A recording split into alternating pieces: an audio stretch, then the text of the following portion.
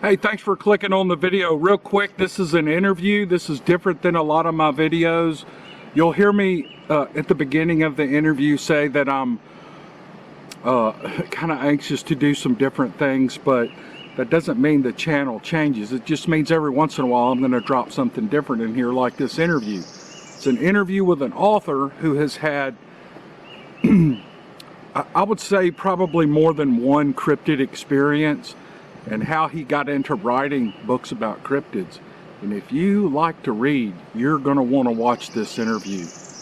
Hang on, you're going to enjoy it. It's not really an interview, it's just kind of a discussion. Before we do that, the Yeti brothers sent me a message yesterday, and I thought I'd let you guys know. For Father's Day, they're running a sale on D.A.verse soap. I'm reading it here off the message they sent me. The Father's Day discount code is Fathers15. Fathers15. Go buy some D.A.verse soap. If you have to give a belated Father's Day gift, dads don't care. I'm a dad. We don't care. We don't really want anything for Father's Day anyway. We just want everybody to be happy. But go through Father's Day at midnight, from Friday the 11th until Father's Day at midnight, they're offering a 15% discount. My phone's going blank here. Also, they wanted me to mention that they're giving an Xbox X Series. It's an Xbox X Series giveaway. If you buy a product by July 3rd, you will qualify for that drawing. The winner will be picked at random on July the 4th. Go check out D.A.verse, dixiecryptid.net, or D.A.verse on Facebook. The Yeti brothers are a cool couple of guys. I just love those guys. They're working hard. They're doing a good job. And I'm trying to help them sell some soap. So go buy some soap. Tell them Dixie sent you.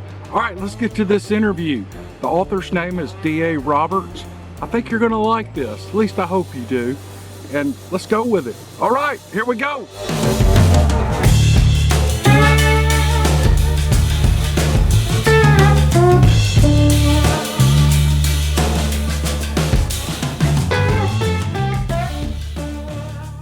Hey everybody, thanks for joining us on the Dixiecryptid channel. We're going to do something a little bit different today. And I'm into doing things a little different while still doing the same things that we always did. I was talking to my good friend Neoma Finn, my partner in crime here, and I was telling her I'm just crazy about trying to do something different. I have to keep things shaken up. And so what we're going to do, a couple of videos back, I just got in front of a camera and I told you guys about a dream I had. It was just weird, but it happened to happen right about the time that I wanted to do something different. And I thought, well, I'll just go with the flow. So I did that. But so what we're going to do today is we're going to do an interview with a author who has several books published in the cryptid realm. The topic is cryptids. His name is D.A.verse. I'm going to bring him in here along with Neoma Finn to just have kind of a round. It's not really an interview. We're just going to start shooting the bull, and I hope you guys enjoy it. But I'll tell you this, in the description below, I'm going to put a link to D.A.'s Amazon page where you can find his whole library of books that he has published. And I think by the end of this discussion, you will be, if you're a reader, you'll be anxious to start reading his books, because I've read a couple of them and they just blew me away. So let's bring in Neoma. And all right, so we've got D.A.verse and Neoma Finn in the screen here. Everybody looks good.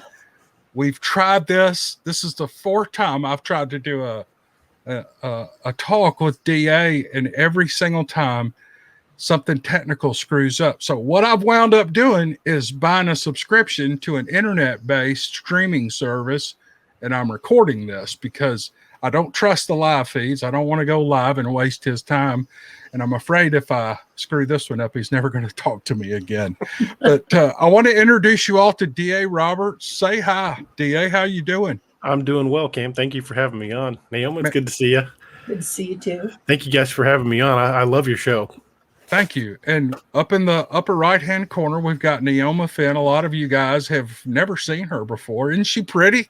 Look at those Oh, glasses. She looks like a school teacher, but she is yes. she is a writer. And I'll tell you this, she's been editing 99% of the stories that we've been doing on Dixie Cryptid and What If It's True for the last 6 months, I think, 5 or 6 months.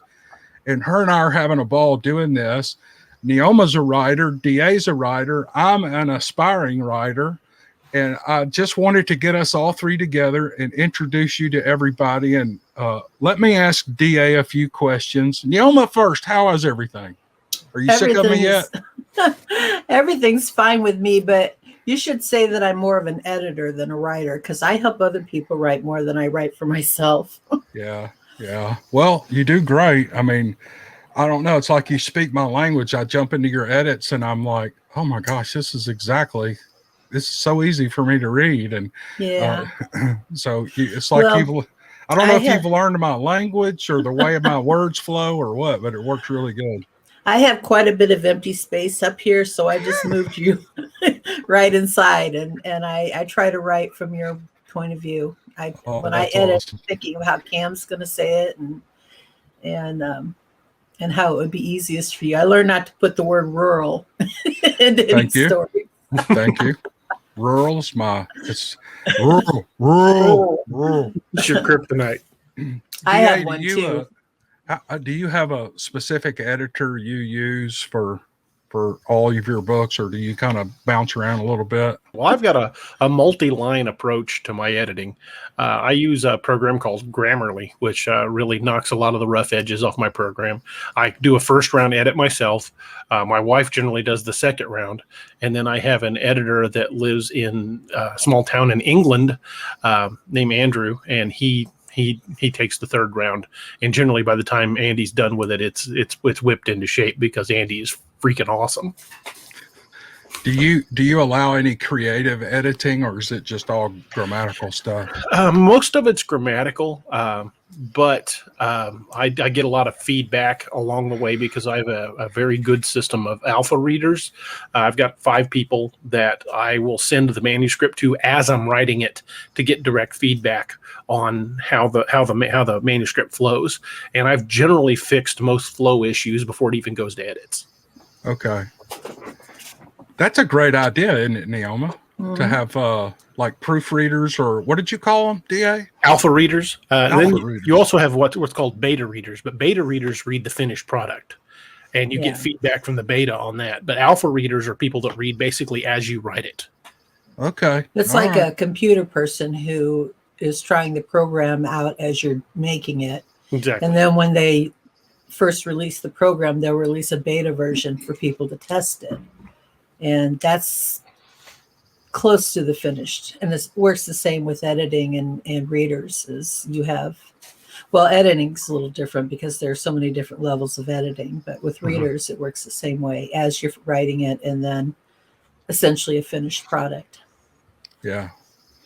All right. Well, I'm going to tell you all something here real quick. And then I'm going to really bear down on DA and ask him some questions, but and I'll tell you just a brief little story.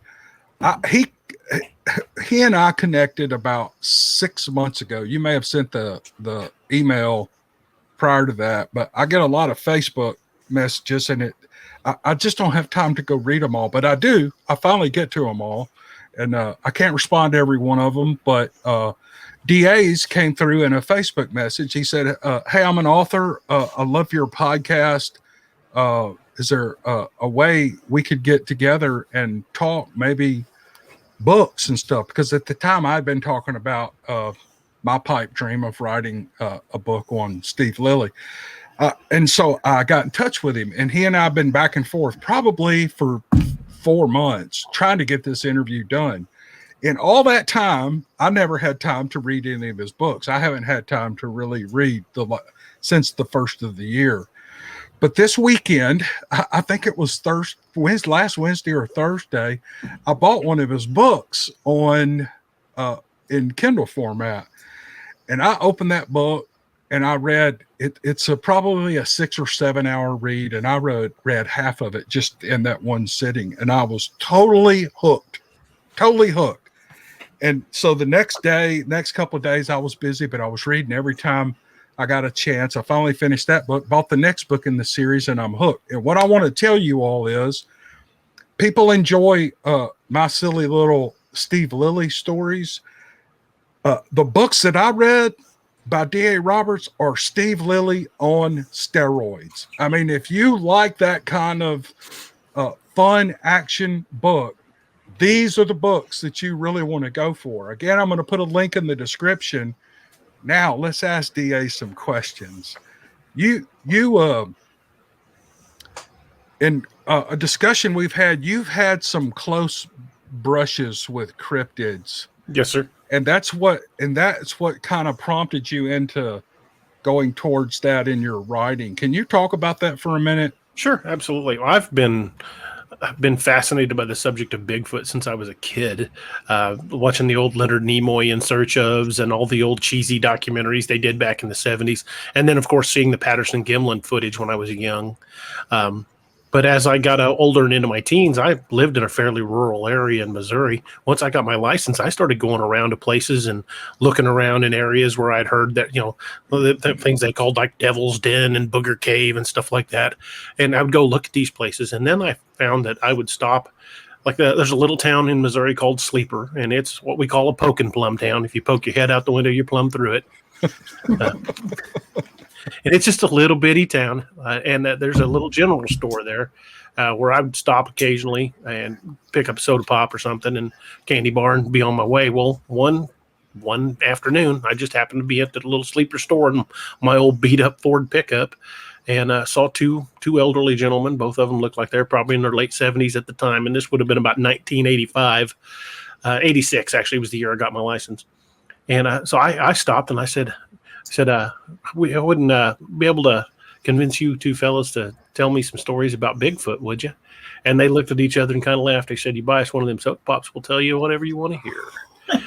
So I went in and bought a couple more Cokes, and no better investment have I ever made, because these gentlemen told me a wealth of stories that happened here in the Ozarks back when they didn't know the name Bigfoot, back when they called it the Ozarks Wild Man and things like that. Accounts from dating back during the Great Depression. There were a lot more of them that happened. And once my family's half hillbilly anyway. Once you start talking to some of the locals that don't live in the cities, that live back in the rural areas, you start hearing some stories. And my uncle had an encounter, and he's passed away now, and he owned just a buttload of land, like 180 acres out in the middle of the sticks. His closest neighbor was miles away, not feet. And it was, you left Blacktop and drove a few miles down a gravel road before you got to his driveway, which is almost a half mile long. That's how far out in the sticks he was. And his land butted right up against about 5,500 acres of conservation land. So his place was where I went deer hunting. That was the place to find deer. And he didn't let anybody but family hunt out there. And I was out there one time in a deer stand, and heard something coming walking up behind me, and I thought it was my uncle. And I was like, because it was definitely on two legs by the way it walked. And then as it got closer, I got to think, well, I didn't want to say anything because I didn't want to spook any deer. And I got to thinking, I'm like, that sounds too heavy to be Uncle Buddy. So I waited a minute, and I said, hey, who's back there? And then I heard something go, and then it turned and walked away. And I couldn't see around the tree I was in because it was a big oak. I couldn't lean out far enough to see around where it was. And by the time I got climbed down far enough where I could lean out and look, it was gone. And it's some pretty dense brush anyway. And another time on that land, I was up in a deer stand in a different part of the land. And I saw a buck come out, and he was probably a 12-pointer. I estimated he would have been a 12-pointer because I never got to get him. But he finally came out where I could get a good shot, and I hit him with a British 303 right in a sweet spot, and he went down immediately, dropped. And that's a soft nose round. It's a big round, so I knew he was staying down. But he popped up and started stumbling off. So I knew, as much as with the hit I had, he wasn't going far. I've tracked plenty of deer through the woods. So I knew this one wasn't going far. I got him great. So I get down out of the tree. I go over to where he fell, and I look, and I see tissue, which we refer to as lung butter. It's lung tissue. So I knew I lung shot him. Yeah, he wasn't going far. So I start tracking the blood, and I'm not talking little drops. I'm talking big, meaty chunks of blood. He's bleeding out. And he goes to a ravine and goes over the side of the ravine down into this ravine. It's about 20, 25 feet down. And it was pretty sheer. And I was like, I don't want to break a leg, so I'm going to find a way to get down there because there's no way to climb down. So I backtrack a little bit down the ravine, finally found a spot that's about 6 feet where I could lean my rifle, lower my rifle down, then scramble down, grab the rifle, and go find it. By the time I get back up to where it's at, I find an impression in the leaves where the deer had dropped. And from the volume of blood, it was clear that the deer had bled out. But it was gone. There was no trace of it. There were no more tracks, no more blood drops. It was not dragged away. Because if it had been a mountain lion or a bear would have eaten it on the spot. Coyotes would have eaten it on the spot. Mountain lion might have dragged it away, but there'd be drag marks because a mountain lion's strong, but it's not going to pick up and carry it, roughly 200-pound deer. Yeah. So there were no drag marks, no nothing. I could see some vague impressions in the leaf litter where something had been, but I lost it in the rocks. I spiraled out for 50 yards in every direction, never found another blood drop, never found a sign of that deer. Something strong enough to pick up and shoulder a 200-pound deer picked up my buck and was gone. Oh man. And his antlers were good. I was thinking, man, I'm going to have to mount this one. So my question is, how long did it take you to get gone? Well, the first time when I heard the snort behind me and it walk away, it was one of those, hey, would you look at the time? But the second time I was more pissed off on it. At the time I was thinking somebody was on this land that wasn't supposed to be that stole my deer. So I had a little radio and I called my uncle and told him about it. And he said, why don't you go ahead and come on back to the house? I'm like, well, I want to find who took my deer. He said, you're not going to find who took your deer. Come back to the house. Wow. He knew. Huh? He lived on that land since the 50s. Yeah. And he was, I call him my uncle, but he was like a second dad to me.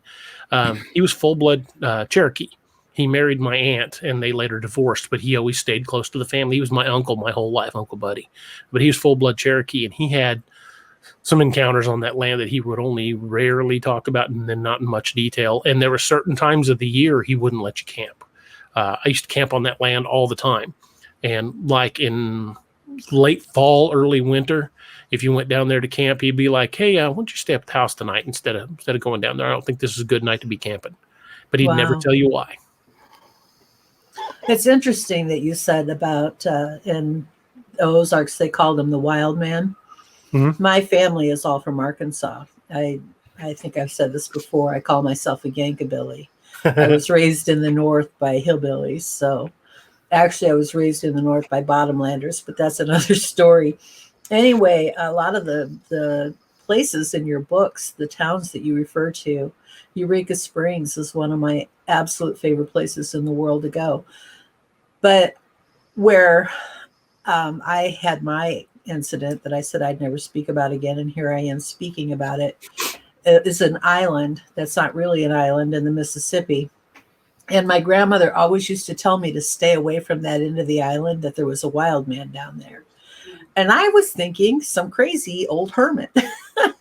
But now I'm like, did she know? Did she know there was Probably something did. Besides? But I didn't know that they called them wild men back then. I tell you, there's a lot to those old hill folk stories.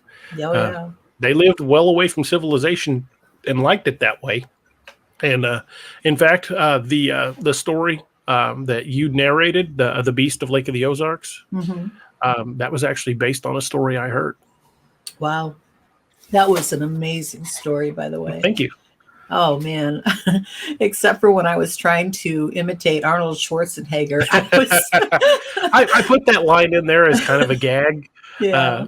I thought at the time, surely surely I probably shouldn't do this. Yeah. But I thought, well, no, I just can't resist. I should have had the creature answer him in a different way. But yeah, I've got some flack over that. But I just thought it'd be funny. So. I thought it was great, except that, probably shouldn't have been a woman trying to. I would try to record it, and then I'd start laughing, and I'd have to turn off the recorder and laugh for 5 minutes. Yeah, the original scene as written, when he picked him up and looked at him, and he said, "What the hell are you?" The original scene was a little darker. And I let my wife read it, and she's like, "That might be just a little too dark. Maybe you ought to rewrite that." So I added in a little humor to try to lighten it up. But in the original scene, it picked him up by the neck, and he said, "What the hell are you?" And it bit his face off. Oh wow! Yeah, that would have been good. Yes, it didn't Not answer. too dark for me. Naomi and I have kind of decided that anything goes on What If It's True. So any story we do on there, if you ever feel, if you would ever be kind enough to write us another one or share another one, just don't hold back. We're gonna go for it on that one. I'm actually working on a couple to send to y'all, a couple of short stories for you guys to do, and I'm working on my own Steve Lilly story. Yes, yeah. he kind of went through the outline of his Steve Lilly idea, and I love it, and I can't wait to get it. Do you want to narrate it, DA, or? I'm sure I'd be happy to. I'd love to do some narration for you guys. Okay, that'd be great. So any other cryptid encounters that you've had, or friends, or whatever that you've anything that stands out in your mind? Okay, funny you should ask. In my book, The Lakeview Man, I talk about an old closed abandoned campground down by Kimberling City, Missouri, called the Joe Bald Recreation Area. When I was researching that book, I found out that there were a number of disappearances connected with the closing of the park, is why they closed it. To this day, the Army Corps of Engineers will not let people reopen that park. You can get in there, but they run everybody out before dark. You're not supposed to be in there after dark. I, however, have been in there a few times. After dark? After dark, yes. So while researching the Lakeview Man, me, my wife, my best friend Steve, and his wife Rachel, we all piled in my van, and we were going to go out and go grab some drinks and have dinner. And I looked at Steve, and I'm like, "Hey, why don't we go down to the old Joe Bald Recreation Area and film a promo video for my book?" And he goes, "All right, let's do it." And I was a cop at the time, so I was carrying a Glock 17 9mm on my hip, and Steve's a concealed carrier. He had a baby Glock on his hip. So we just bipped on down to Joe Bald area. It's about 45 minutes from my house. And we went down there, and we set up a camera, and Steve filmed me talking about the Joe Bald area. And if you go to my YouTube channel, the D.A.Ex Machina channel, that video's on there. And it's about a 2-minute video of me just kind of shining my flashlight around the park and giving a little backstory about it. And at the time, we thought nothing of it. We recorded that video probably fall, early winter of 2019. Flash forward to January, February of this year. We're talking about that video on my friend Roger's podcast, The Nightmare Hunter. And when I'm co-host on The Nightmare Hunter, and we're talking about that video, and he's like, "Well, that's a pretty creepy park. Why don't we show the video?" I'm like, "Okay, sure." And like I said, it was just a little research video we shot down there. And only at the time, I didn't see or notice anything weird down there. Didn't have any strange encounters. Nothing weird happened. But I did get some eye shine in several spots in the video, but that I did not see until I went to upload it to YouTube. But didn't pay any attention to it. We show the video on the air on the Nightmare Hunter, and one of the viewers, a guy named Thomas Whitney, says, "Hey, I saw movement behind one of those trees. Can you go back?" So we pan back to where he's talking about, and freeze it. And sure enough, there was something sticking out from behind a tree. And when you move the video, it moves back behind the tree. Oh. So I sent the video to a couple buddies of mine who were video specialists, guys that do video edits all the time. And I said, "Hey, this is the time segment I want you to look at. Tear into this. And if you want to do a show on this, Cam, I'll give you the video. I'll give you the pictures. We can do it all. Be more than happy." So I have them analyzing the video, and they start tearing into it. And I'm thinking, Yeah, surely not. Surely there's not. I still see the movement, but I don't really notice. I don't see a lot of detail because it's still, it was a video and it was from a little ways away, about 35 yards from where we're at, maybe less. So we go back down there in the daylight and we find the exact tree that was behind. And there are no bushes anywhere near the tree that it could have been. There's nothing growing out of the side of the tree that could have been. And whatever it was sticking out had to be approximately 8 feet off the ground. Whoa. Which kind of freaked me out. So we get the results back, and when they've done the video analysis, they cleaned it up.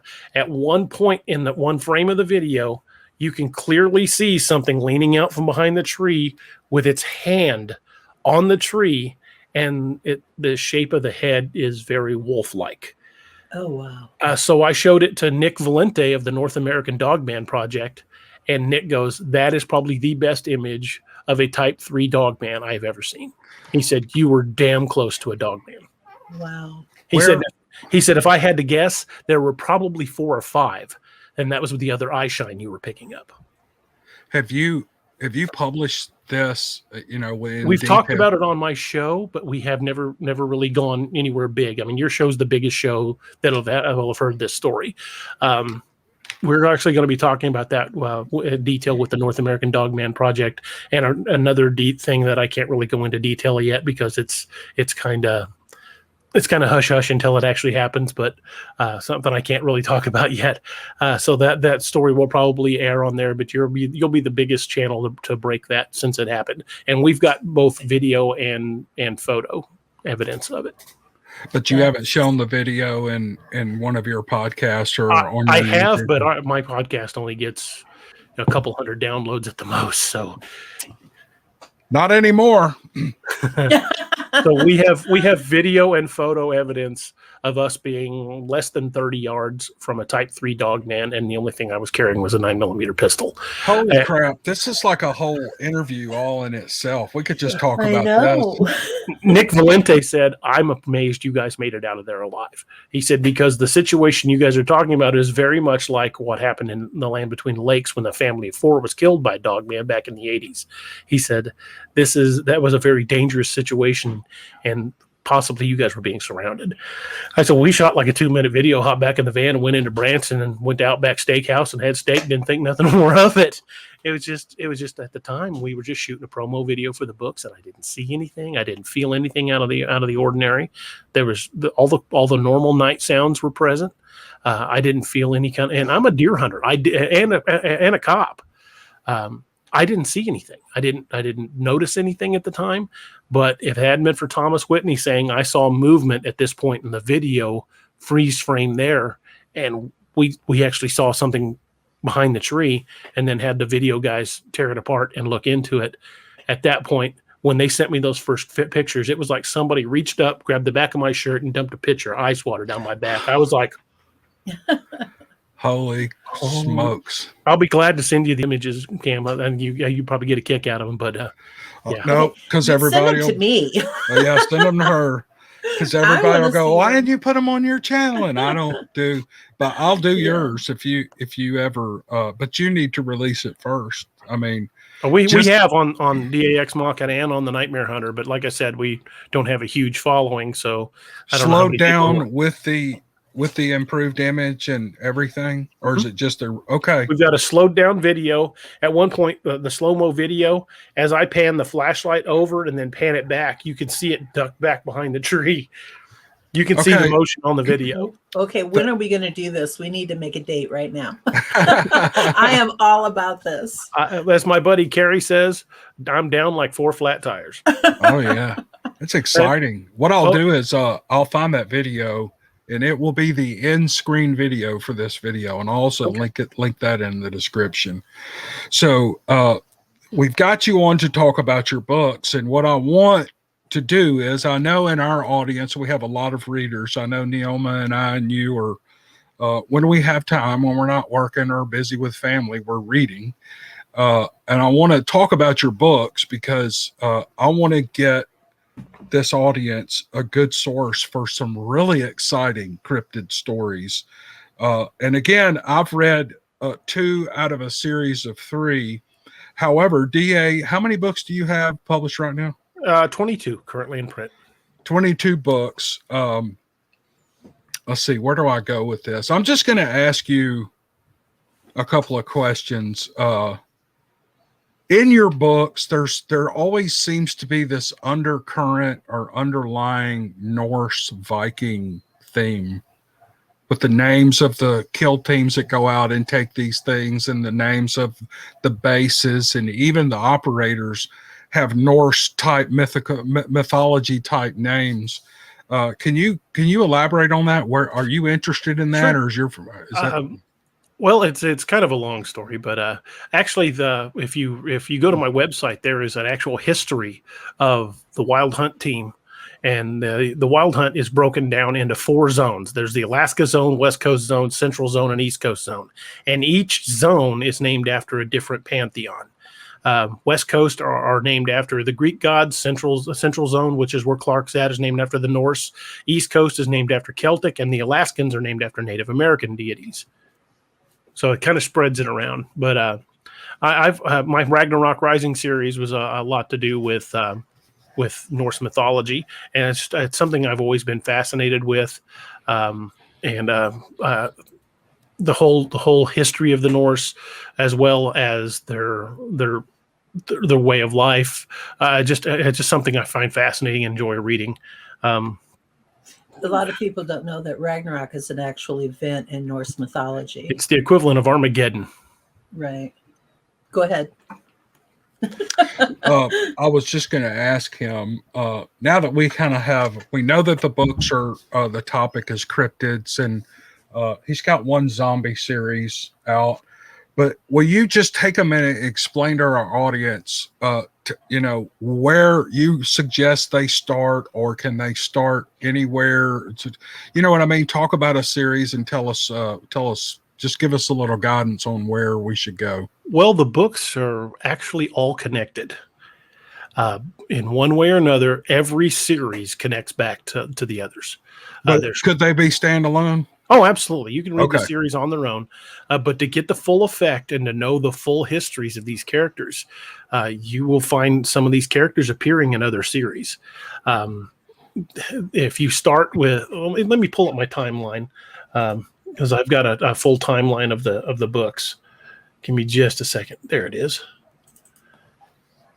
If you start with Apex Predator Wolf Moon, you meet Will Grey Eagle, and it starts from there.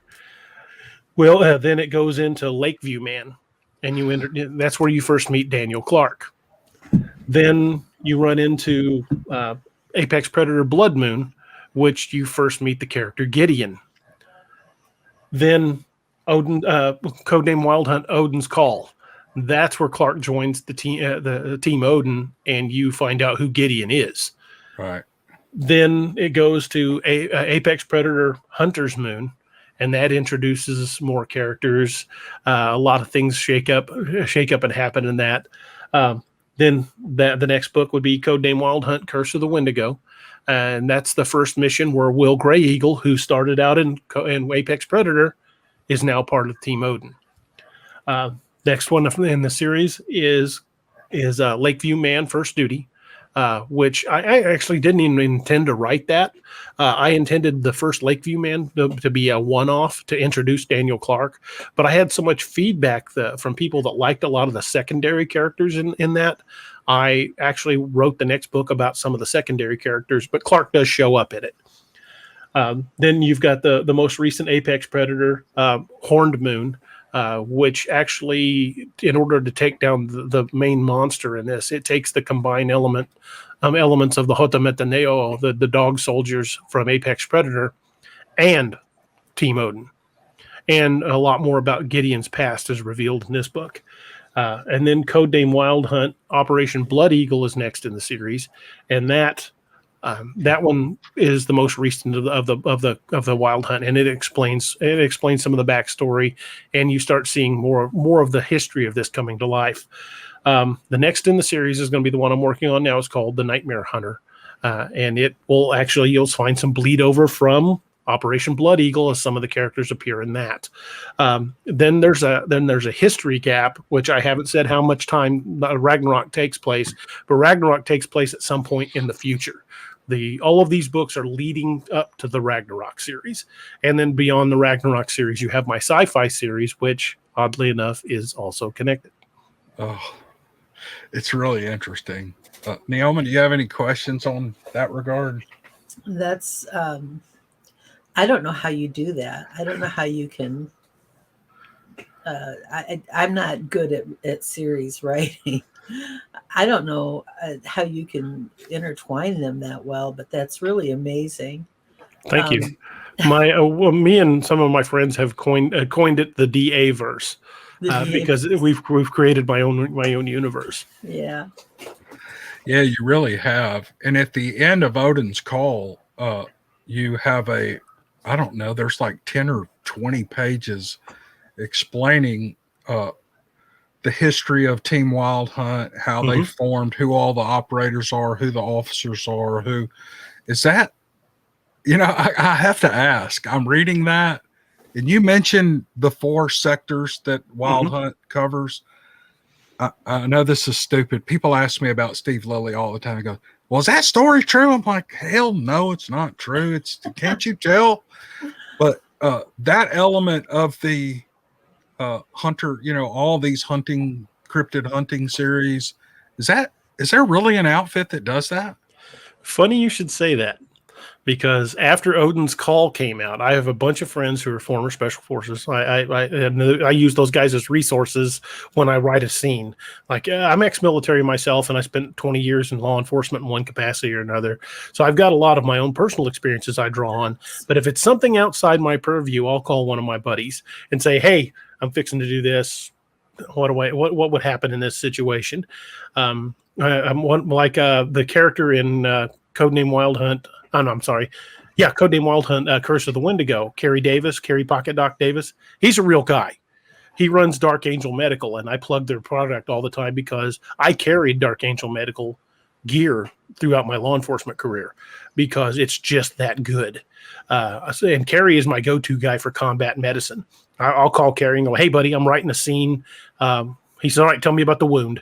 And I'll tell him what happened, and he'll talk me through the scene where the wound gets packed or however they save their life. So that's real battlefield medicine. And my best friend Steve is a registered nurse.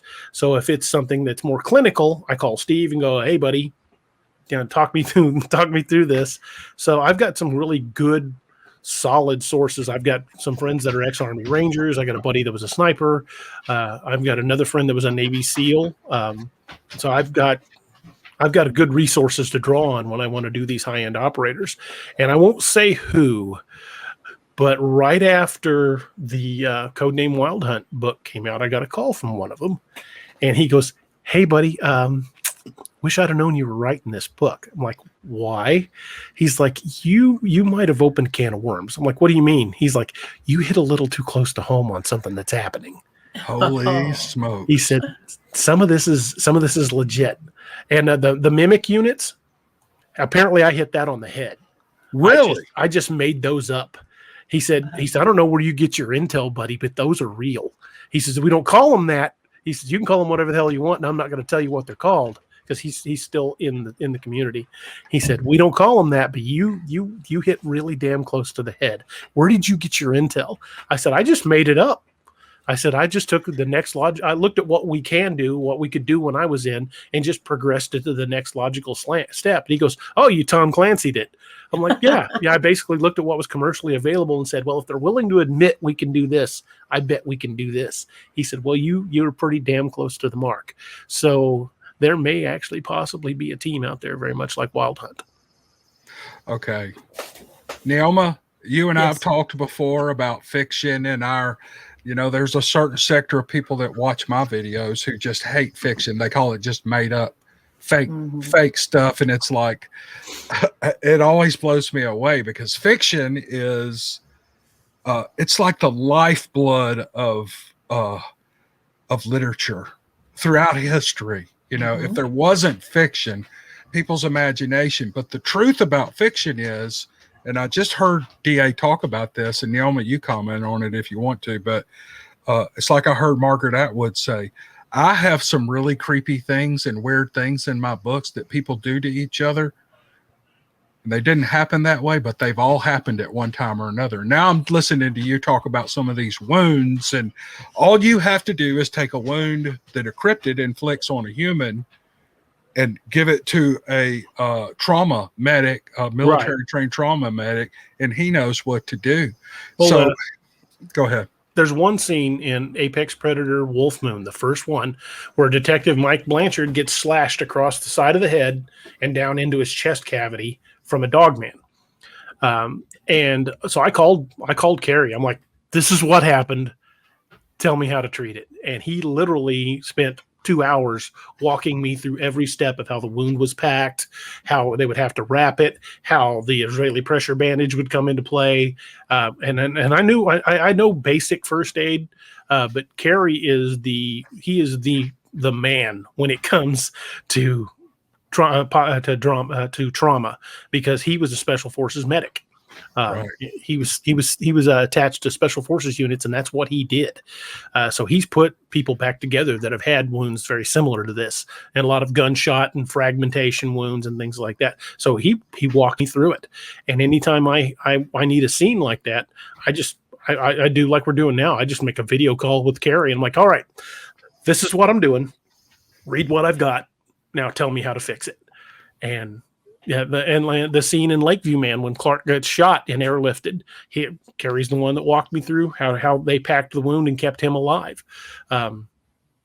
It's Carrie's a battlefield medic, and having a resource like that is invaluable. And I was so grateful for everything he's done. And he's been a fan of my book since the first Ragnarok books came out a decade ago. Carrie's been so supportive and so much help to me. I had to make him a character. So I just created a character, named it. It's actually Carrie. I mean, it's what he does, the owner of Dark Angel Medical. I just worked him into the books, and he was astounded. He loved it. He's like, just don't kill me off really badly. I'm like, well, I don't know. We'll see. It's like in the Wendigo book when that helicopter pilot gets his jaw. And I thought, he's going to die. There's no way he's going to make it. And I don't want to do a spoiler here, but I won't. I just won't do a spoiler. That was all Carrie.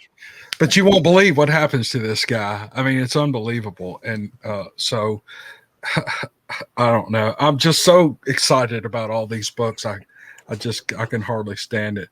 So those are your books. And I don't know.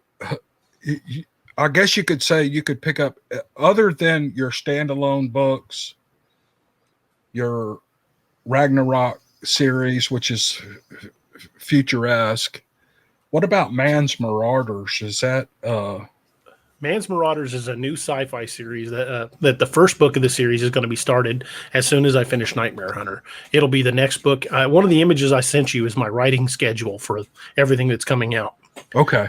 If you want to bring up those images, you can show it. But it's the white image is literally every book I've got planned for the next year and a half. Okay. But Man's Marauders is basically focused on a mercenary unit set in my sci-fi universe that they move from planet to planet fighting different battles. They're a mercenary unit. They go where the fighting is. And it's going to be about the lives of these mercenaries plus their support personnel. And you're going to see some bleed over characters from my other sci-fi books. And you'll eventually see more of the other sci-fi series as well, because I've got a book already in the works for Duncan Kane, which is one of the main characters in the sci-fi books. He's an awesome character. So I've got a ton of material. My only constraint is time.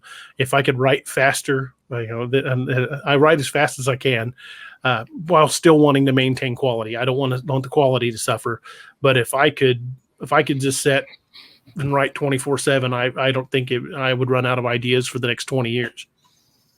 Yeah. I can't say that. I have got notebooks of material planned. Oh, that's awesome.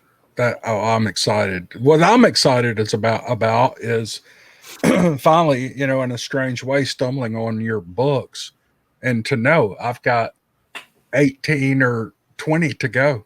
And that's exciting to me. And I read other stuff. I'll read so I've read 2 of your books, and then I'll read a serious book. Like my son gave me this for Christmas.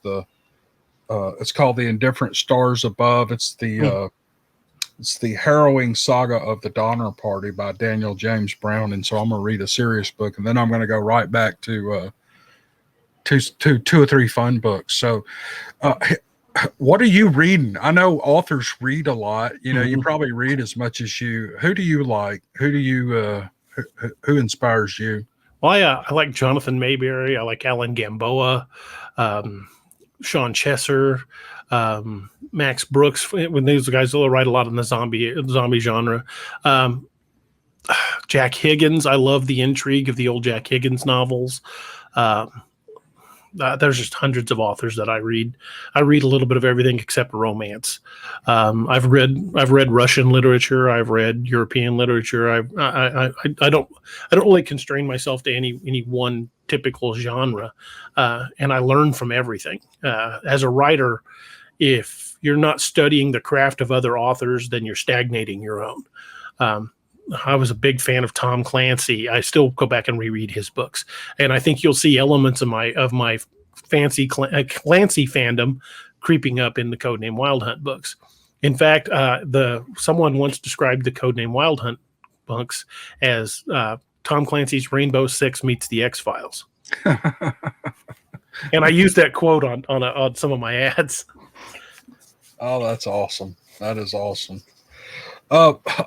Okay, well, everybody, I cannot stress enough, if you're a reader and you like it, I'll tell you what I really, and this is just a bit of a review, but when somebody has limited time to read, a couple hours a night, what you want to hold your attention is a book that moves, a book that does not get bogged down in too many detail. My wife April reads constantly. She's got time. She has a house full of grandkids right now, but she doesn't have time tonight. But she's reading. She reads like a book every 2 days. And she's into the detective mysteries and things like that. And her and I read totally different things. But she even says that, oh, I just can't stand this book. It's this author. It's a new author, and all that. They spent 2 chapters on some insignificant nothing that obviously the author was interested in, but none of the readers would be interested in. And I think a writer should write, wherever their soul takes them. But you want to be read, and you want to sell books. I mean, you want good reviews. These, at least the Codename Wild Hunt books are like, you just can't put them down. I mean, I just have a hard time putting them down. So I highly recommend these books if you like. And they're not, they're 6 to 8 hour reads. Is that mainly how you've got your what do you call it? Who's your book distributor? Yeah, Publisher? yeah, that's generally the publishing profile I try to go for. I try to keep it in the 70 to 80,000 word range, because I can tell a full cohesive story, yet still leave room for more details, and keep the action going fast. I kind of subscribe to the Mickey Spillane theory. Mickey Spillane, when asked how he kept his books, how he kept the pace going along, he said, well, whenever I find that I'm getting bogged down in too many details, I have 2 thugs kick in the door and beat up the main character. So I took that to heart. And so if things are starting to bog down, I just start a fight. Yeah. Speaking of that, what's your theory on that, Neoma? How do you look at keeping a story moving, or do you like to write a lot of detail, or how do you go at your stories? If I let myself, every story will be a short story, because details irritate me. Okay. But I know that the reader needs the details, because they can't hear what I'm thinking. And so I force myself to put details in. And then I'll get to a point where I put the details in, and now I've got to move forward, and I realize I can't. And so I'll think, okay, somewhere I've messed up in the details, and I'll go back and read the last 10 pages and think, this is where I messed up. And as soon as I clear that up, I can move forward. But if it was up to me, everything I write would be, 15,000 words or less.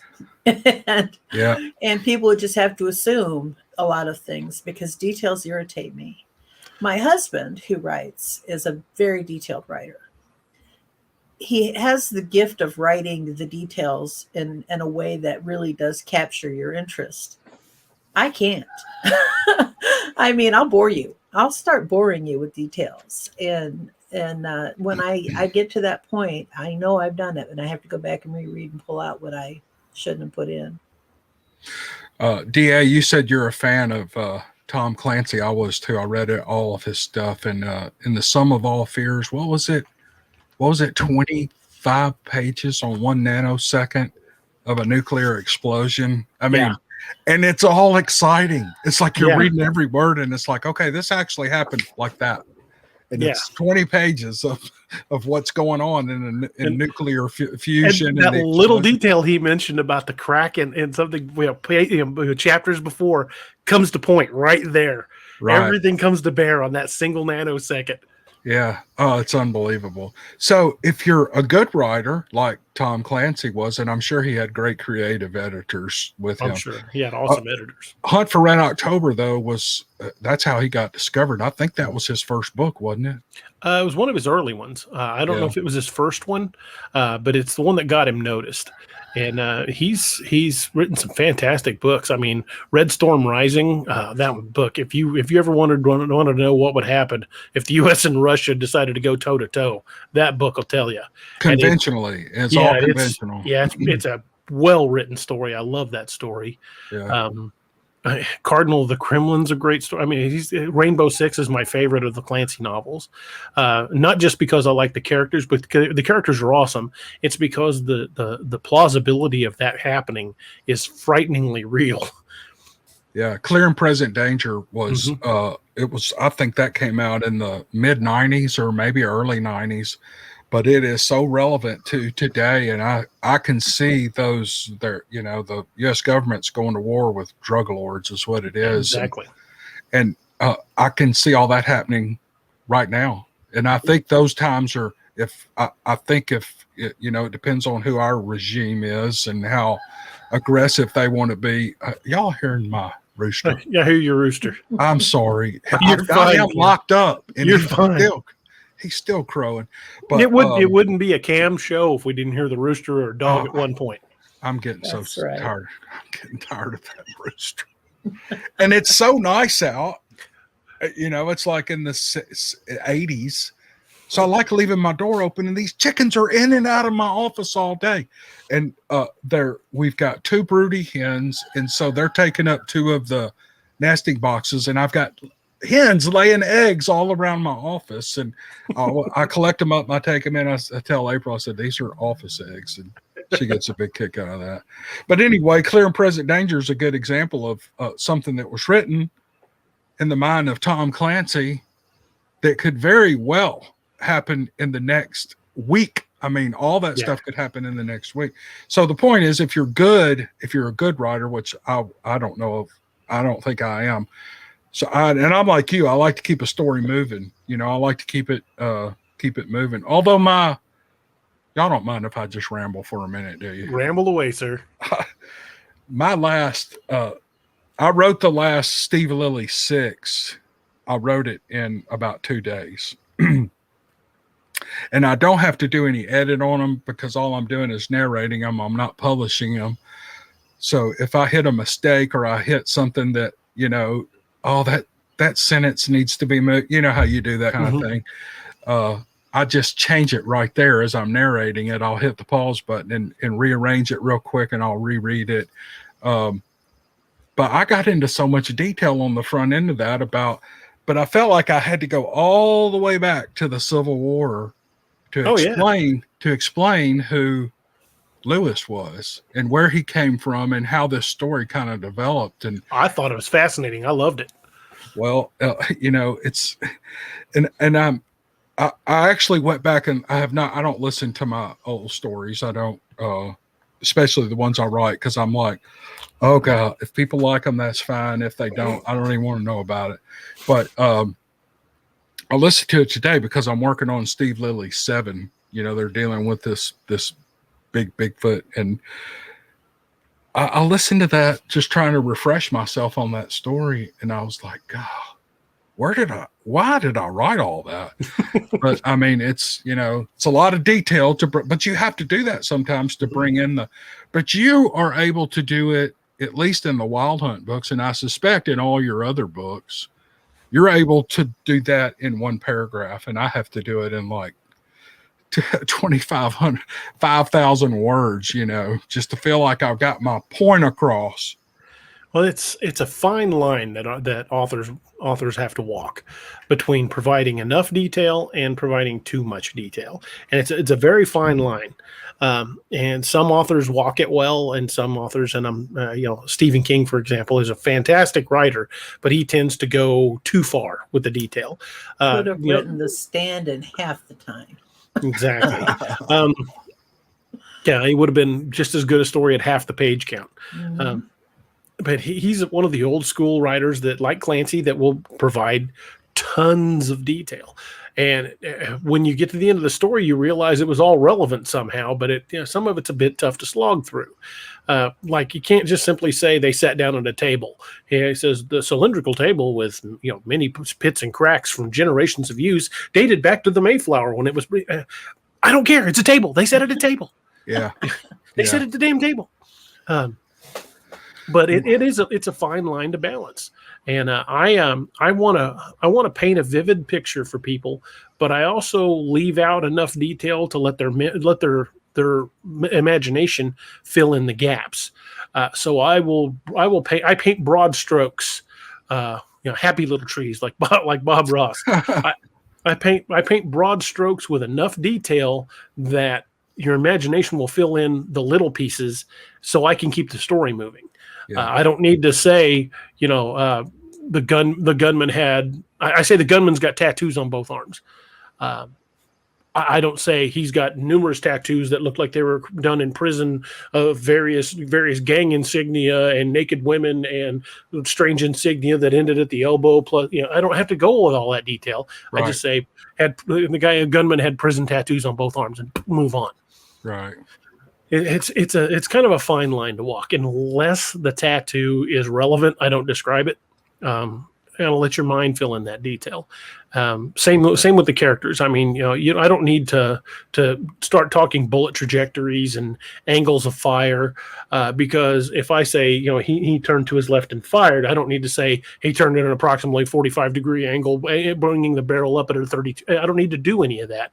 When I say the creature was approaching and he turned and aimed, I don't need to say he brought the gun up, he lowered the gun down, he moved, how his body position. I just say turned, aimed, fired, move on. I do get a little carried away with describing the guns sometimes because I'm a gun guy, and I do like to describe the guns, but I do that to show not just that I know the action, but I know the weapons. And a lot of the weapons, not all of them, a lot of the weapons that I feature, I've actually fired and used. And some of the tactics I know how, because I served 3.5 years on the riot team with my sheriff's department. So I've done a bit of that in my life, but I know a lot of guys who were high-end door kickers and, special forces and operatives. And I know enough guys where I can say, hey, this is what I want to do. Yeah. Give me some ideas and throw some stuff my way, and I think it works out pretty well.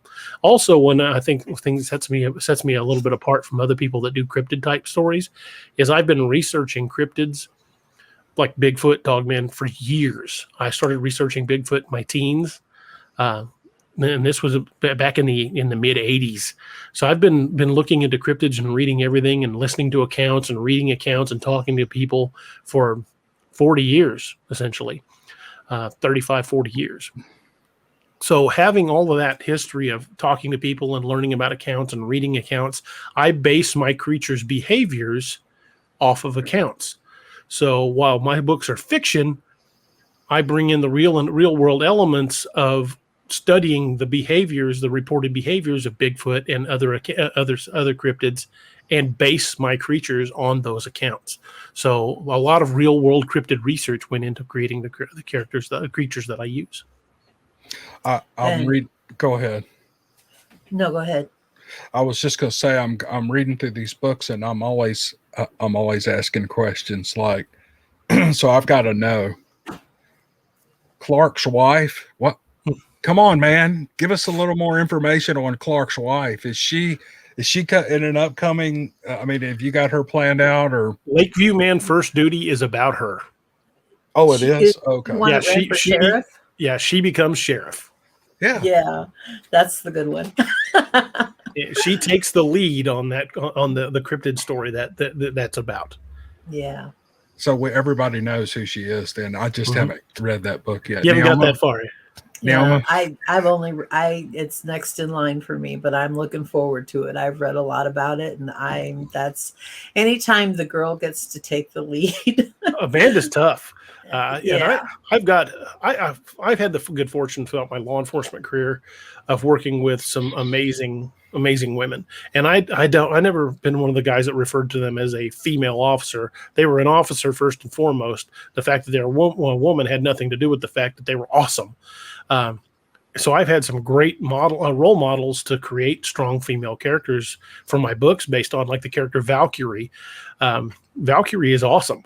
And I don't emphasize the fact that she's awesome. She's an awesome woman. She's an awesome character who happens to be a woman. And that's just the way I write the book. She's a sniper, and she is death from above. She's awesome. She's the real deal. She does not play around. Yeah. And my kids think I'm a sniper. Why do you say that?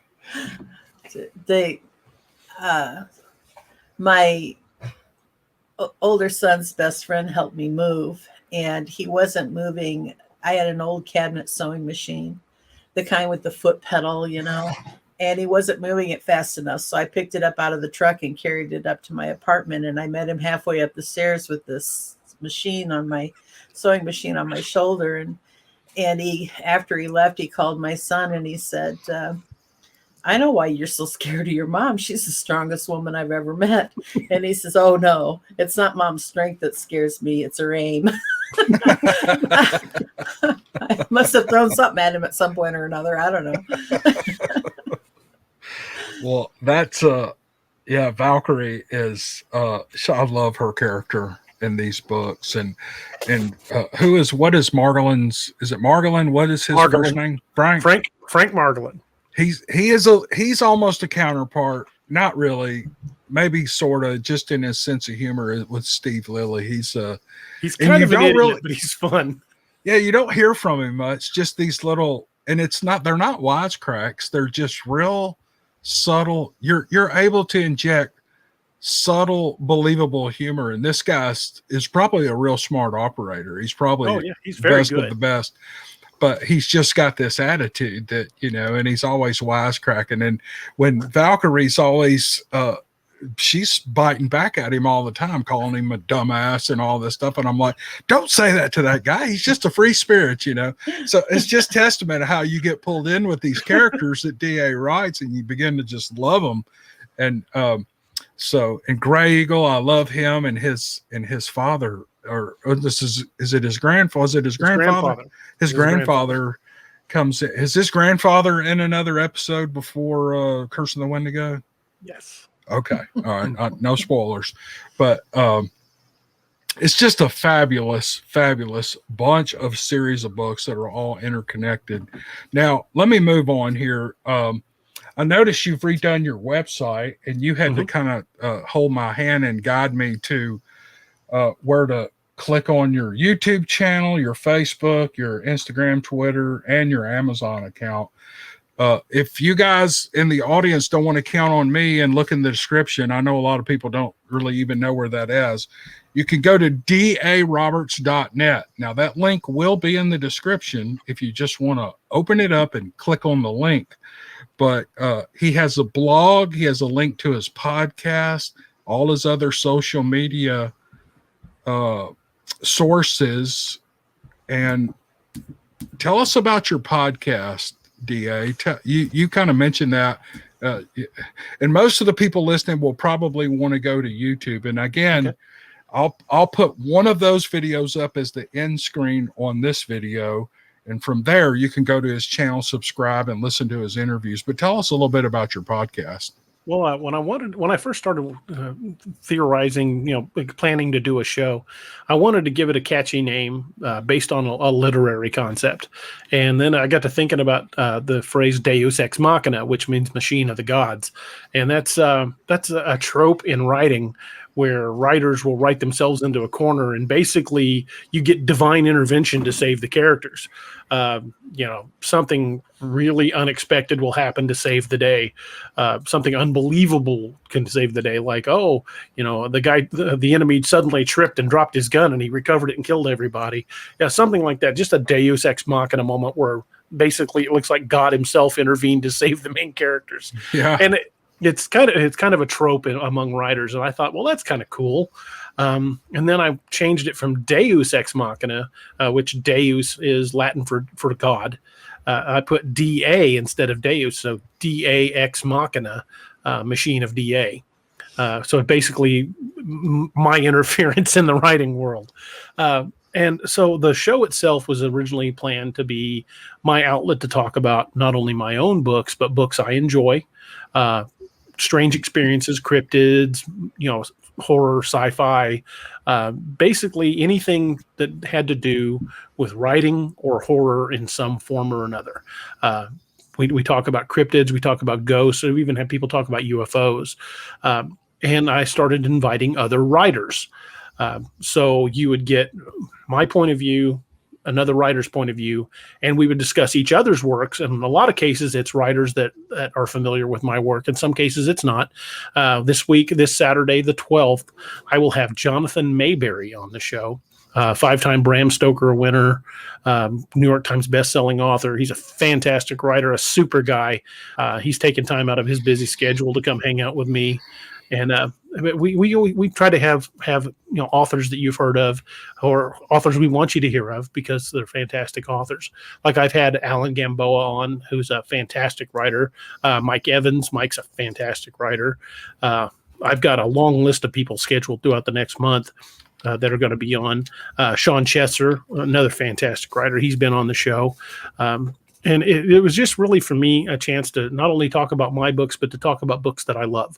And the fact that I was able to bring some of the writers on that write those books that I love was kind of a big deal. And it's a live show, and it's usually 3 to 4 of us on there. And it's like this. It's just a conversation where there's no real structure to it. We start talking about books. We start talking about cryptids. And in some cases, I've had authors who have had cryptid encounters who've told their stories on the air. And it's just kind of a writing hangout, writer's hangout, where we come and talk about our books and talk about horror and talk about monsters and talk about current events and just whatever strikes our fancy. And it's a fun little show. Hey, Neoma and I were talking about that the other day. So if you ever want to get us on and we just love shooting the bull about books. So if you, I'd love to have you on. We were talking. She was like, "Oh, wouldn't it be cool to have a writers roundtable and get in one of these Zoom things?" And I'm not sure what your vision was on it, Neoma, but I'm like, "Yes, I love these conversations." Well, I use StreamYard just like we're using here, so it would be very much like what we're doing now. So I will definitely get with the two of you and we'll set something up. I'm booked up through, let me look at my calendar here. I'm booked up through June, so probably sometime in July. I'd love to have you guys on. Yeah. Well, that sounds good. I was thinking in terms of an Algonquin roundtable without the nastiness. But I'm telling you, this is, I'm hoping that the listeners enjoy it as much as we enjoy this, because this has really been fun. I like getting together. And I certainly enjoyed it. Yeah. Her and I have a great time doing this. As far as your other social media, Facebook, Instagram, how do you use those? Do you stream your podcast to those as well, or? Yeah, we stream live. We tend StreamYard, when you have the full package on StreamYard, allows you to stream up to 8 destinations. So we've got 6 that are on Facebook, my author page, a couple other author pages, and then a couple of groups, including the Region 3 group of the North American Dog Band Project. We stream to there a lot of times because it turned out that my Apex Predator books, they absolutely love them. So I've kind of gotten involved with Nick Valente and the North American Dog Band Project, and I really enjoy it. It's a great group of people. And I also stream to my YouTube channel, which is D.A.Ex Machina on YouTube, which you can find the link on my webpage, DARoberts.net. You can link to any of these. And it also goes to Twitch, which is the NDB Media Twitch page, which is the network I'm part of. A greater kind of a network of podcasts through NDB Media, which is all owned by Roger Noriega. Okay, man, you're into a lot more things than I am. I thought I had a busy schedule, but you're like a machine. I'm not burning the candle at both ends. I dipped it in gasoline and lit the whole candle. Just curious. When do you start writing? When do you wind up? What does your schedule look like? What does your day look like? I tend to be a night owl. I have been for years because most of my law enforcement career was spent on the graveyard shift, which just to me just seems normal to function that way. So I do most of my writing late at night. I will start out my day, and I've got up here on a wall above me, I've got a dry erase board that's got a checkmark pattern drawn on it, up to with 7 all 7 days, Monday, Tuesday, Wednesday, through Sunday. And I've got boxes all down below where I've got what I need to do each day. Like Monday, it says blog, social media ads, Nightmare Hunter, which we do every other Monday.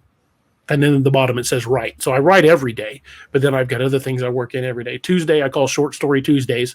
So I work on a short story, and then I write on my main project. Wednesday, social media ads again. So I try to do social media ads every other day. Excuse me, didn't mean to belch there. Thursday is blog day again, and then write. Friday, social media ads again and write. Saturday is always D.A.Ex Machina. And then Sunday, I work on other projects for a little while, do a round of social media ads, and then go back to my main project. And any given time, I've got about 6 projects running. Man, I think I could physically do that, but I can't mentally keep up with all that. I can't. It's like you have a little bit of a that's the difference between men and women. And I don't know if Neoma has figured this out about me, but I have a hard time doing my job. And, it's like, I don't know. I need to be totally focused on what I'm doing. I can't be distracted. And that's phenomenal. It was a little more difficult for me a year and a half ago because I was still active in law enforcement. But I developed a condition called stenosis of the spine. And I have severe stenosis of my lower back, along with degenerative disc disease, and arthritis is already setting in the damaged joints. I haven't been able to work for a year and a half, so I'm trying to make the books become a career where I don't have to worry about going back. They're talking about inserting what's called a spinal stimulator in my lower back to help control the amount of pain I'm in, because it's a lot. I try not to talk about it. I'm not saying this for sympathy or anything like that.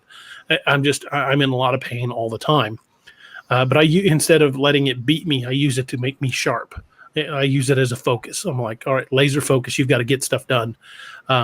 So I about all I can do is sit in a chair. And I can write and I can do social media ads from the chair. So I keep my mind sharp and I keep it focused, and I work on these projects. So it's a very high likelihood in the next 5 years I may be in a wheelchair. But they're working on putting what's called a spinal stimulator in, which will alleviate some of the pain. It won't fix any of the damage, but it'll alleviate some of the pain. So the chances of me being able to go back to law enforcement are very, very slim. Yeah. Because if I take another shot to the lower back, I'm probably straight to the wheelchair. I mean, it's not going to take much. Yeah. Even my surgeon said that he did not want to put me under the knife for back surgery unless it was an absolute last resort, because the chances of me coming out of the surgery being able to walk are pretty low. So that's just the reality of it. And because I couldn't go back to being a cop, I couldn't do that anymore. I turned 100% of my mental focus on trying to make these books take off. Good job. I mean, you've done a fabulous job. And I don't know what else to ask you, Neoma. Do you have any? Come on, take us another hour.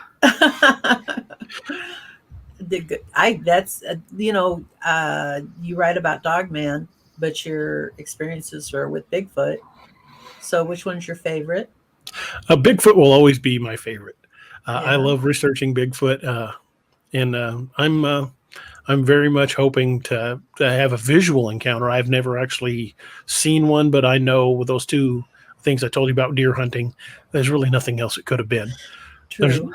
There's nothing big that walks on two legs in the wood that can pick up a 200-pound deer and walk off with it.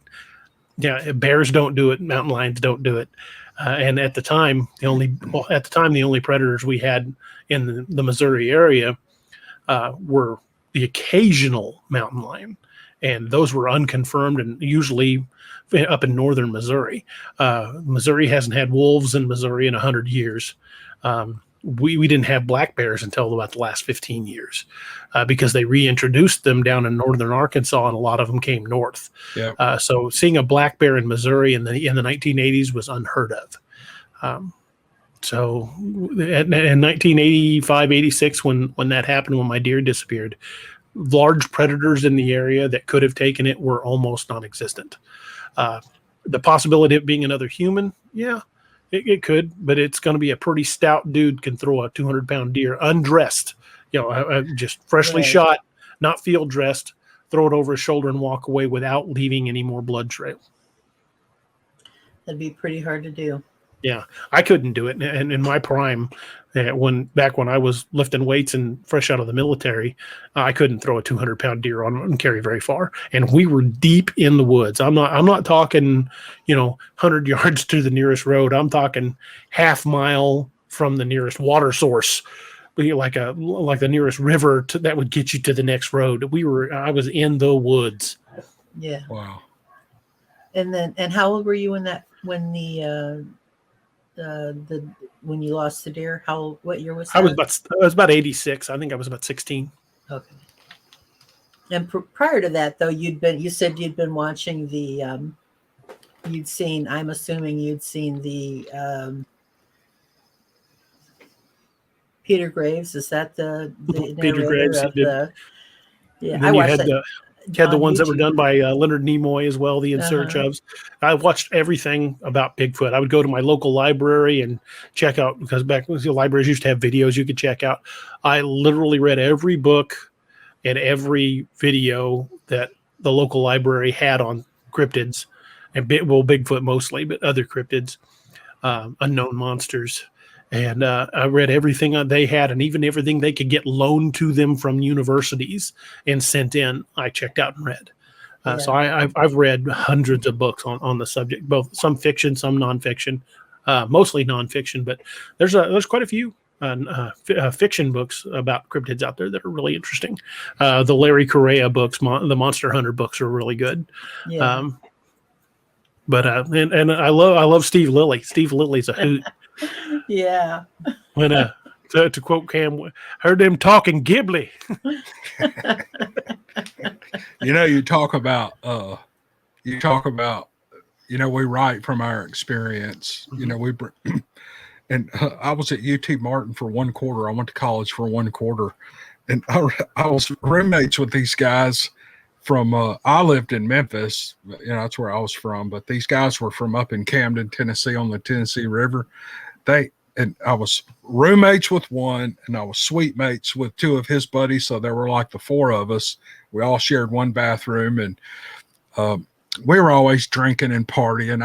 I don't think I cracked a book the whole time, but they would constantly keeping me cracked up, and they were just kind of funny country boys. They'd grown up in country, and it didn't matter what, in school, they're exchange students and foreign students, and some of them don't speak English. And there were people there from Cuba, Saudi Arabia, from all over the Middle East, Japan, different countries all over the world.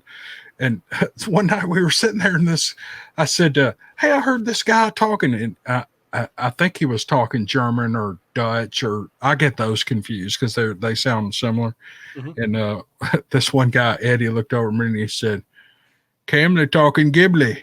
That's all they talk is Ghibli. It don't matter where they're from. It's just Ghibli in my ear. And I started laughing. And we had been drinking. We had been playing spoons and drinking beer. We were drunk. I mean, we were just drunk in the skunk. And I started laughing. And it was one of those laughs that I could, where you can't catch your breath. I just started laughing so hard. And those guys kept me that way. But anyway, that's the story on an experience. Hold up your hands, Cam. Huh? Hold up your hands. You weren't playing spoons. You got fingers left. Well, Cam, one thing I got to hand to you about the Steve Lilly stories. One, I love the stories. The characters are great. But the scene where Steve Lilly collects the bag full of cottonmouths and chucks it under the church to drive them out, I just love that scene of like, that is brilliant. Yeah. Another it's so great. I wish I'd have thought of it. Well, Steve Lilly is he's kind of, and this isn't about me, but I'll just tell you real quick because it's fun to talk about him. But he's just a combination of actually a few guys I used to hunt with and hang around and went to school with, but namely, I've been in the steel business since I was 16, and I'm always around these ironworkers out on the, and I did it for a while and worked in the shop. And these ironworkers, the guys out in the fields, but guys out of the local union, they're just characters. They're hysterical guys. Well, there was a big deal going on in Memphis, and you can look it up. It's called the Shannon Street Incident. And these cops had gone in. You're a cop. You know how dangerous this can be. They went into a house for a domestic disturbance, I think, and these people took the cops hostage. They disarmed them, and I don't know how it happened. And they wound up killing one of the cops. But this whole thing went on for a week. Wow. And we were all sitting around on a beam one day, and that story was going on, and we were talking about that. And this one ironworker said, hell, I know how we can get them some bitches out of there. And I said, what do you mean? And just nonchalantly, he said, throw a sack of rattlesnakes in there. Every one of them will come out. They won't hurt nobody. They'll be coming out the windows and just shoot them as they come out, And I thought, that's exactly what Steve Lilly would do. He would come up with something like that, throw a sack of cottonmouths under there. Well, it's brilliant. I loved it. Yeah, it's and I'm so happy you're writing a Steve Lilly story, and I can't wait to get it. And I'm kind of jealous that you might narrate it, because I really like narrating the Steve Lilly stuff. Well, by all means, you feel free. It's he's your character. If you want to narrate it, you narrate it. No, it's your story. You do it. You do it. We're gonna get Neoma to narrate a Steve Lilly one too. I don't know if I can do Steve's accent. I mean, I'm a hillbilly, but I can't match your accent. Well, I've kind of got the lowland accent, the Mississippi, the Memphis, Mississippi accent. But people think Southern accents are all the same, and they're not. I mean, you can go. I can go 100 miles east and get into the Alabama hills, and those accents are totally different. Going to North Carolina, and those people talk totally different than we do, and so. Mm-hmm. And then you go south of here into the Delta, down into the Magnolia area, and you've got this foghorn, leghorn kind of Shelby. I'm sorry, who was the guy who wrote all the Civil War narratives? What was his name? I've got his books right back here. It's just that Southern drawl where they talk like this, and they draw out all of their A's and their, and their R's are kind of done like this. So that we hear a lot of that down in the Magnolia area of the Delta. So in Arkansas, it's totally different. Oh yeah, Arkansas. Oh Lord, yes. A few years ago, my wife and I were taking our boys to Myrtle Beach, South Carolina for vacation, and we stopped at a Cracker Barrel in someplace in Georgia. I don't remember where it was. And around here in Missouri, if you order sweet tea, you've got to specifically say sweet tea. Otherwise, if you just say I want an iced tea, it's not going to be sweet. You've got to say sweet tea. Yeah. And a lot of places, like if you get up by Kansas City, Missouri, and you say sweet tea, they look at you like you got a third arm growing out your neck. Yeah. You know, they're like, what the hell is sweet tea? I'm like, it's sweet. It's sweet tea. It's got sugar in it. Yeah, it's got sugar in it. Well, I can get you some Sweet and Low packets. No, that is not the same. That is not sweet tea. So we stop at this, and I'm used to that around here. Yeah, sometimes you got to be pretty specific about what kind of tea you want, or you're going to be unpleasantly surprised. But we stop in this Cracker Barrel down in Georgia, and everybody's ordering. And I asked the waitress, and she was a real nice lady. And I asked her, I said, "Ma'am," I said, and she asked me my drink order. I said, "Do y'all have sweet tea?" And I guess that was just the wrong thing to say, because she stops and she looks at me and she goes, "Well, bless your heart," and puts her hand. She puts her hand on my arm. She goes, "Honey, it don't come no other way." That's right. Up in Illinois, where I was raised, they don't have sweet tea. They do now. It's kind of migrated up there. But you'd ask people for sweet tea, and they bring you a glass of tea and a bowl of sugar, and you can't explain to people that sugar does not dissolve in cold tea. It does not. It just settles to the bottom. The tea's still got to be hot when it's brewed. Do you put the tea in? Yeah, and there's a restaurant here in town that's famous for its sweet tea. A little place called McAllister's Deli. I don't know if it's a national chain or not. I think it's a local chain. It is? Okay. Yeah. Well, their sweet tea was really unique, and I love their sweet tea. They have every year they have what they call Free Sweet Tea Day, and you can go in and get a free glass of sweet tea, and we always eat there, and then I end up drinking 3 or 4 glasses of sweet tea. But I ended up living next door to one of the managers from one of the ones here in town. And I was talking to her one night when she was mowing her yard. And I said, "Can you tell me how McAllister's tea is so different than everybody else's?" And she laughs. She goes, "Yeah, we use brown sugar." Yeah. Yeah. I was like, wow, I never would have thought of that. She goes, "Yeah, just sweeten your sweet tea with brown sugar. That's a little bit more molasses in it. Because we use Louisiana tea to brew it, and to put brown sugar in it." Wow. A lot of people think you can just take a cold glass of tea and dump sugar in it. It has to be brewed in it. The sugar has to be boiled or brewed in it. So the sugar doesn't dissolve in cold water or cold anything. That's why sugar needs heat to dissolve. I have sort of a fun accent story. When I lived up in Illinois, I live down in Tennessee now, but up in Illinois, I worked for my brother at a Mexican restaurant called Rudy's. And I was taking an order for a young couple, they were a couple. I don't know how old they were, and the lady said, "I'm going to have to order for him because you won't be able to understand him." And I immediately assumed that it was sign language. And so I started signing to him, and she, "No, that's not the problem." And she said, "He's from the South." And I said, "Well, try me." And he says, "Yeah, I'll take a little bit of them tacos, and I'll have some rice. And how about some of them beans?" And I said, "You're from Arkansas." I said, "Not only are you from Arkansas, you're from the southwest corner of Arkansas, or southeast corner of Arkansas." And he said, "How'd you know that?" I said, "Because you can divide Arkansas into 4 segments, and every one of them has their own accent. And you just spoke in a southeast Arkansas accent." That's right. Yeah. Yeah. They're every state in the South. What was Tim Wilson? Do you remember that comedian? Sounds familiar. He used to be on Bob and Tom's show all the time. Oh, okay. I used to listen to Bob and Tom all the time. He did Uncle BS.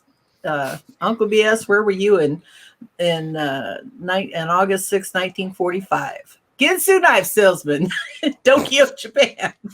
And then he would just tell this horrible story. But Tim Wilson had a great story about different accents, and he could do every Southern accent. He'd start in Georgia, he'd go to the Carolinas, he'd do Tennessee, just straight across until he got to Fort Smith, Arkansas, and he could do every single one of them. And it was a great story. He, you know, and he always said one of my favorites was that, I can't remember who it was. Jimmy Swaggart had an accent, but his accent wasn't in the state that he was from. He had a Georgia accent or something. And it was actually, if you have ever had the chance, look him up, because you can get the old recordings on YouTube. I think his name was Tim Wilson. Oh, He's yeah. hilarious. A buddy of mine told me a joke about Arkansas one time you guys might get a kick out of.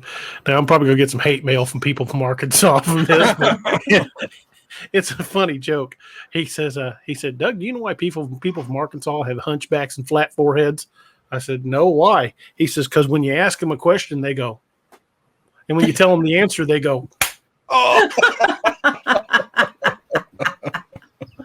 Well, my mom grew up in Caraway, Arkansas, and my mom's dad was born in Steele, Missouri. And there was always the family joke that there was two men crossing on the road, one headed north and the other headed south. And the one headed south said, "Buddy, where are you from?" Where are you headed? He says, "I'm headed to Steele, Missouri." And the other one said, "That's nothing. I'm about to Caraway, Arkansas." And that's how I could remember where my mom was from and where my grandpa was from, because Steele, Missouri. And I had a good friend who was a deputy in Stone County, Missouri, which is right down by the Arkansas border. And he said he was out patrolling one night, and he got to driving these back gravel roads, just checking out places he wasn't familiar with. And pretty soon he's like looking around. He's like, I don't know where the hell I'm at. I've been driving for a while and I ain't seen nothing. I don't know where I'm at. So he gets on the radio to dispatch, and he's like, "Hey, yeah, can you check the GPS in my car and tell me where the hell I'm at?"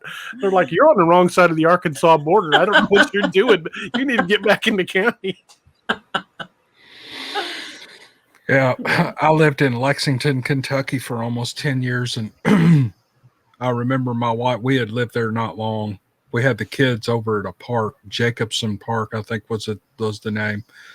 And Lexington's a big transient town. People, there's a lot of white collar work there. And so people could move in, move out, move in, move out. So there was a family there with their children. We were talking to the adults, and they were from somewhere up in North Ohio. And they said, how do you like it here? Oh, we just love it. We love living in the South. And I looked at my wife, and she kind of grinned. And so we left, and she goes, "I got news for them. They're not in the South. They ain't nowhere near the South." They said, "You need to take them down to South Mississippi or Georgia or Alabama, and then put them in that mix." And they'll go, "Where are we?" Because it really is a different world, Yeah. Mm-hmm. It's like taking a wrong turn in Jackson, Mississippi. Where the hell are we at? And if you take I've had that happen. Yeah, and if you take yourself too serious with it, the only thing I'm self-conscious about, really, about me, I mean, I'm fat, I'm ugly, but the only thing I'm really self-conscious about is my accent, and I can't seem to change it. If I try to change it, then I sound weird to my buddies, and they notice, and I catch hell from them. And but so if you don't take yourself too seriously and you just observe what goes on, like I'll give you an example, and then D.A., we're going to let you go eat with your family. I know we've held you. It's an hour and a half now. I'm having a ball. But Send them on, D.A. Just tell them to go without you. There's my brother has a surveying business. He's kind of down the road just a ways, and our property kind of interconnects. And he had a guy for years that would come in and kind of keep up with bush hogging the field and stuff. Of course, I do it now. I try to help him with it, but he's a real busy guy. He's my younger brother, but he had a guy come in and kind of do maintenance on his offices and his buildings. He's a pretty big property owner, and this guy would come back. For about 5 years, I lived behind my brother's office in a fifth wheel trailer. It's a long story, just me and my dogs. And he would come sit and talk to me. We'd have a couple of beers and he'd leave, and but he's the only guy that I ever met. Well, no, he's not the only guy I ever met, but I thought to myself, only in Mississippi would a guy walk up to one man, one human, and 3 dogs laying on the ground and say, "How y'all doing?" Because everybody in Mississippi has dogs, and so we're all y'all, you know. And so I don't know. It's just things like that you observe and you think.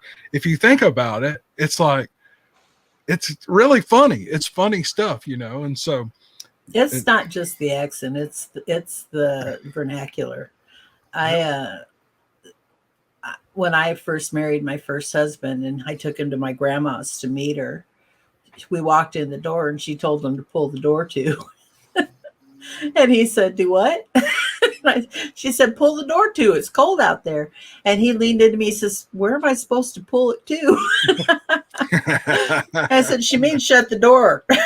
Yeah. But, you know, there's so many expressions. My great-grandmother's favorite expression was tearing up old Jack and spit away. Shouldn't probably say that other rest of that, but tearing up old Jack and spitting in his backside.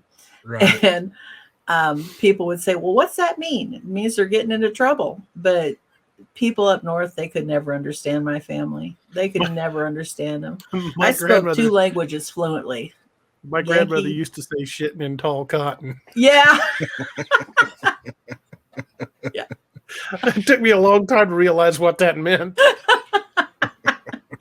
Like, what's she talking about, Mom? Oh, don't worry about it. Yeah. I don't want to poop in the cotton.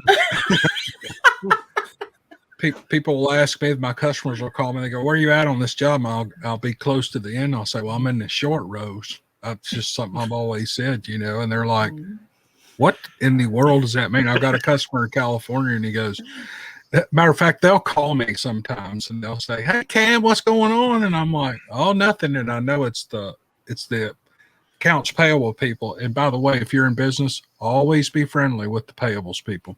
But and so I am, and they're usually women, and I like to talk to them and stuff. But they'll call me sometimes and just get me to talk, and I'm like, "Are y'all just sitting around listening to me talk?" And they finally admitted that's what they were doing. They'll put me on speakerphone, and I can hear them laughing and all. They're not making fun of me. They just enjoy hearing a different accent. So, well, listen, DA, thank you so much for doing this. It's I know I can speak for Neoma. We have a ball. This is the second time we've tried to do this, and I'm about to hit end record. And if this thing doesn't work out, I'm going to go jump off a bridge. Now, if it doesn't work out, we'll get to do it again. Yeah, we'll do it again. Everyone, please, in the link of the description of this video is going to be D.A. Roberts' author's page on Amazon, and I'll label them just as clear as I can. And if you don't know how to get to the description, it's right below the video. There'll be a little button. It'll be an arrow pointing down. If you're on a phone, just click that little arrow or tap it with your finger, and the description will reveal itself. There's all kind of stuff in there. This one will be filled with all of these things that we've talked about. And I guess that's all I can say is thank you so much for spending time with us, and we appreciate you being on. It's my pleasure. Thank you guys for having me. I've had a heck of a good time. To me, it's just a great time having a conversation with a couple of great people. Oh. And it didn't really feel like an interview. It just felt like we were sitting around someplace with a cup of coffee, spinning yarns. I enjoyed it. Enjoyed it thoroughly. Neoma, we've got to get that round table. You got to get that organized. This would be so fun. So fun. Like my buddy Kerry says, I'm down like 4 flat tires. I'm in. You'll be there. We'll also, right in just a couple of minutes, there's going to be an end screen video, and it's going to be a video to D.A. Roberts' YouTube channel. And again, Saturday, are you going live with Jonathan Mayberry? Yes, we will. We'll go live at 9 p.m. Central Time.